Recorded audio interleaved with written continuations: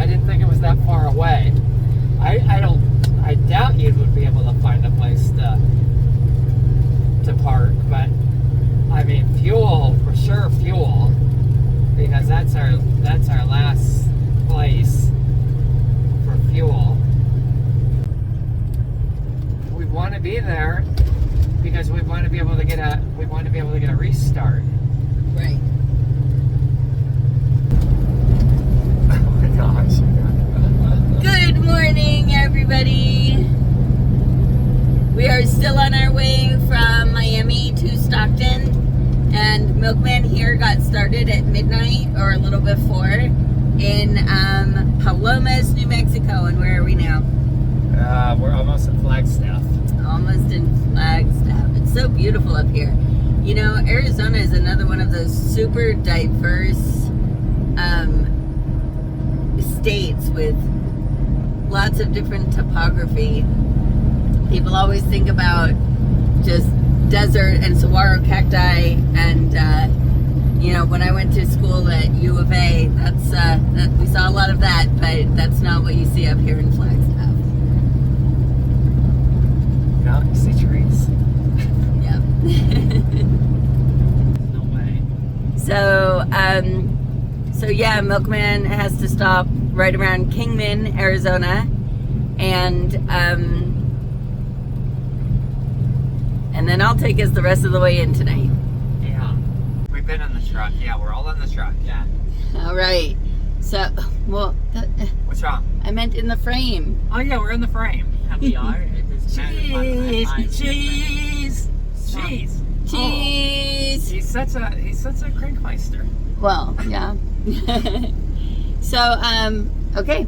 So my turn to drive. Milkman's turn to make lunch, and Lugnut's turn to do some math homework. Woohoo! All right, I'll give you 10 minutes and then math, okay? Okay, then I was also planning on making my lunch, but I'm going to have to Okay, then I'm going to have to wait for Abba. then maybe you should do some math right now while Abba's doing what he's doing. You said 10 minutes. Okay, but then you're doing math and not whatever it is that you want to do with your burrito. Okay then. Okay. But once I'm done, once it's time for my lunch, I'm having it. Maybe. All right, you have your math homework? You have your math over there? Sheesh. What are you learning these days in math? Multiplying negatives. Multiplying, and now today you're going to be working on dividing. Multiplying and dividing positive and negative numbers. All right, so yes, Lugnut is learning how to multiply and divide negative and positive numbers, remembering to that if there's two negatives, the answer is a positive. If there's, you know, stuff like that. All right, so we seem to be in an area, I'm not even sure what's going on with the hair. This hair, I tell you, it's like, I'm like alfalfa. So we're in a little area called Yucca. It's west of Kingman. And so we'll be getting into California pretty soon. And then I'll have to go 55 the entire way. All right, 543 miles. Oh, wow. So we know we aren't going all the way into Stockton, so. Right, where are we going? Where am I stopping? In Santa Nella? Well, Santa Nella we're gonna fuel, right? Yeah. Unless there's somewhere else you want to fuel before that. Oh, this guy's going. Oh my gosh, I'm not even in the,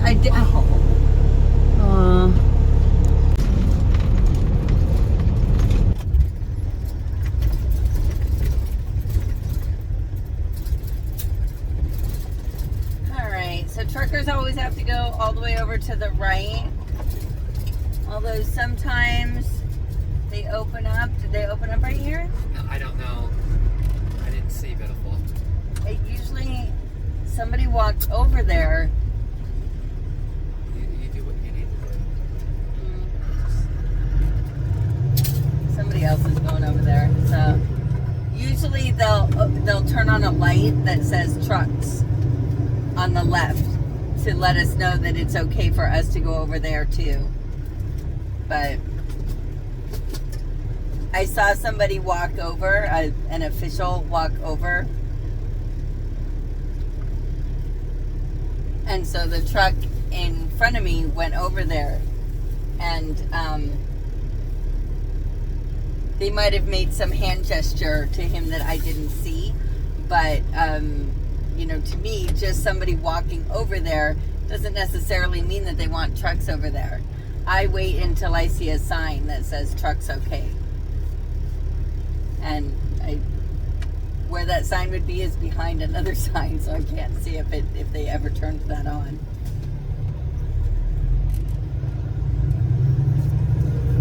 Yeah, they really haven't turned it on.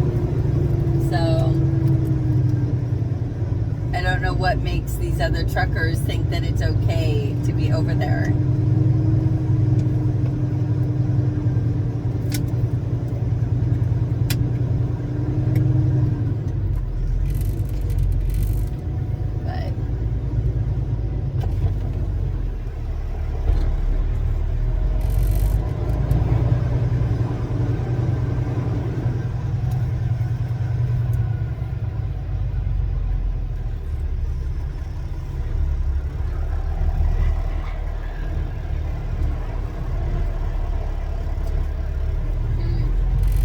Sign saying don't set our brakes. It's really loud for them.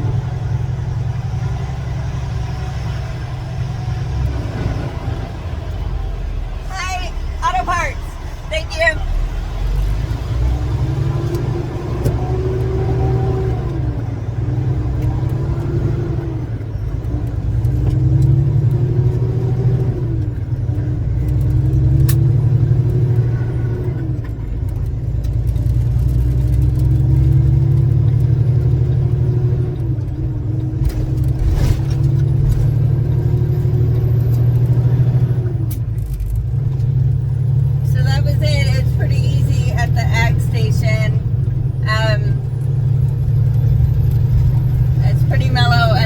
Bringing in something agricultural, and then they might actually have you pull to the side and they might inspect your produce. I don't know, I've never been inspected here, so I've never actually brought produce into California.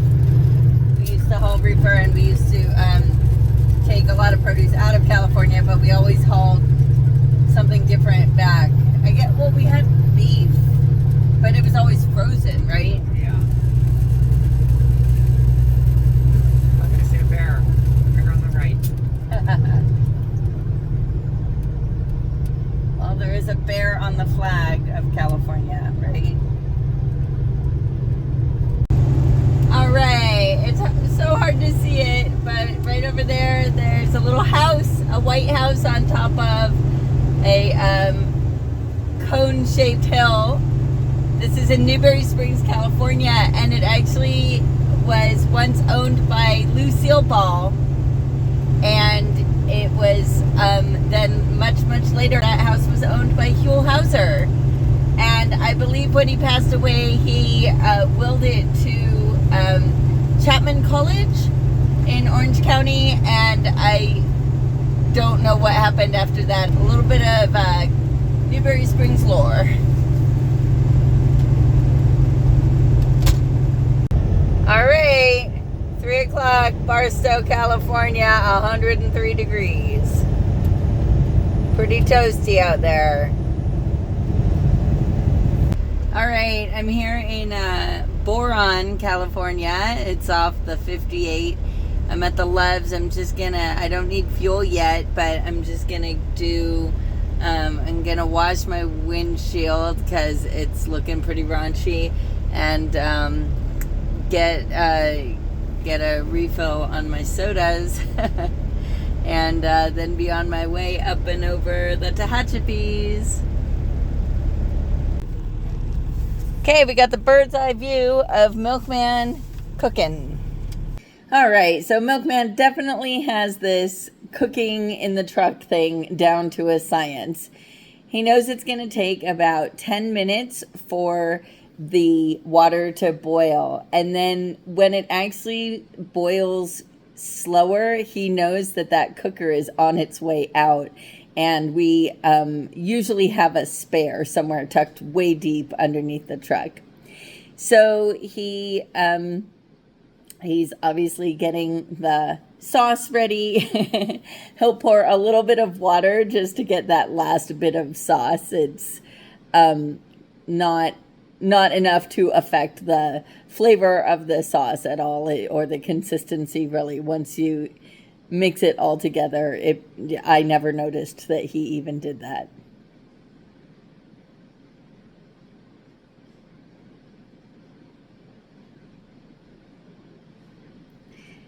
And so Milkman does not like tomato chunks. He loves tomato sauce. He loves he loves ketchup. He loves all kinds of tomato-y stuff. He just doesn't like tomato chunks, and neither does Lugnut. So what he's doing right now is he's taking the chunks out of the sauce, and I eat them. So he's putting them all in a bowl, all of the ones that he can find in a bowl, and then that will be my food. That'll be the sauce that I get.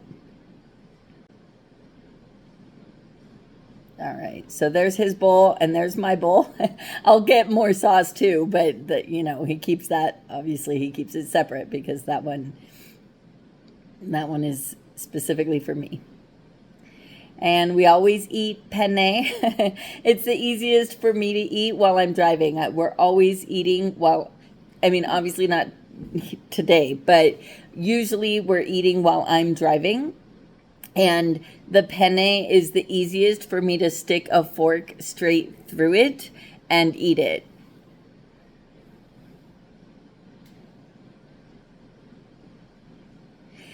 And so now he waited for it to boil. He doesn't go according to the package directions. He just basically waited about 6 minutes, and now he's going to test it. But he has to wait for it to be cool enough. And he's determining that it's not good enough, so he gave it another about a minute and a half.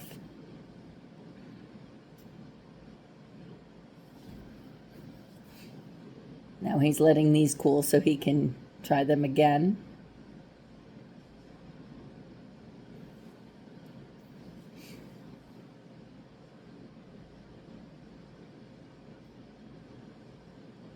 And now he's determined that they're good, so he's unplugging the cooker.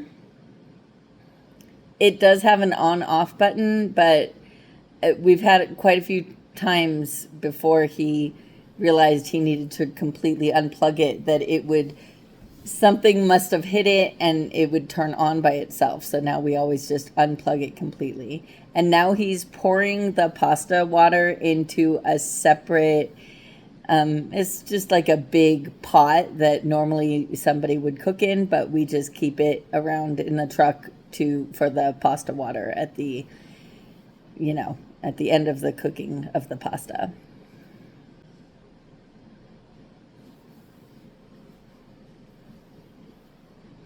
All right, so now we're ready. Now, sometimes Lugnut likes the marinara sauce and sometimes he doesn't. And so he basically tells Milkman every night whether he's going to want marinara sauce or not. And if he doesn't, he just eats it completely plain. And so that's what's going on there. And then, so now he's going to pour the marinara in so that he can mix it in the pot for both of us. Mixing, mixing, mixing.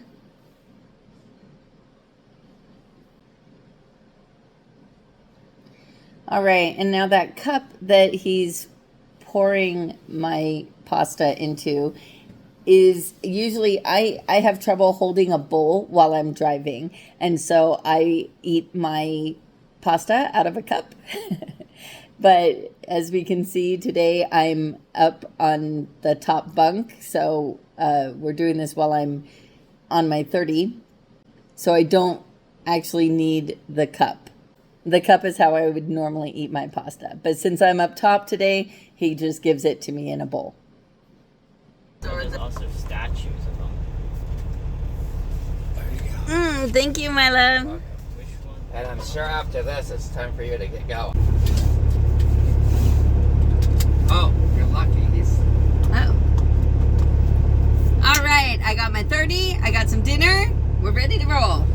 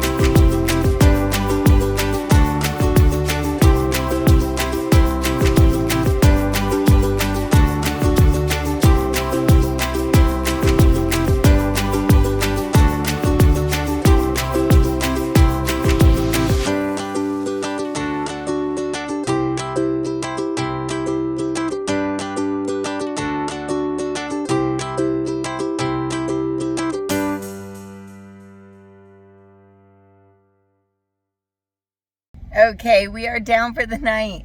We made it to Santa Nella, California. It's about 64 miles away from our delivery on Monday morning. And so we're at a truck stop. I got fuel and I kind of washed the windows the best I can with the squeegee thing. That's it. So we're here at this truck stop. We are not going to go anywhere tomorrow, because tomorrow is Sunday. We can't deliver until Monday. And this is perfect because this means that we can both get a 34-hour restart. And what that is that we have 4 different rules. And this is just for people who are over the road, people who are local and have like a set day off every week have a different set of rules. But over the road truck drivers follow the 70 hours in 8 days rule. There's so many weird rules. In any 8-day period, we cannot drive we cannot drive or work more than 70 hours. And so after, but we're allowed to drive 11 hours a day. And so you can see that would not take long. After 6 days, if you've driven as much as you can, you're pretty much at about 66 hours. And that's just driving time. Your fueling and your pre-trip, your post-trip, that also takes up a little bit of time. But what we can do is we can take what we call a 34-hour reset. And if we are off duty or in the sleeper berth for a full 34 hours straight, then our clock, it's like a tabula rasa. Our whole clock gets erased, and we start from scratch. And so that's what we are doing tomorrow. We're both going to get a 34-hour restart. And so on Monday morning, when Milkman heads up to Stockton to deliver this load, both of us will be completely fresh on hours, and we can do a full week's worth of work and, get some more miles in. So that's it for tonight. Thanks for joining us. We'll see you next time.